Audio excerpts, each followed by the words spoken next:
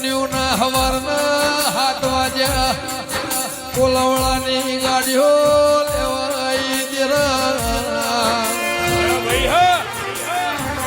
ફાડીઓ ફાડીને સરમોડ્યા ખરાબ ભોરે કાકડો વળ્યો રોધે તના માર્ગ હેડ્યા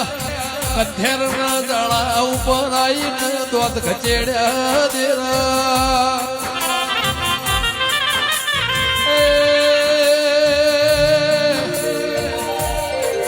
કે લાપસી ખાધી દી કે હોય ની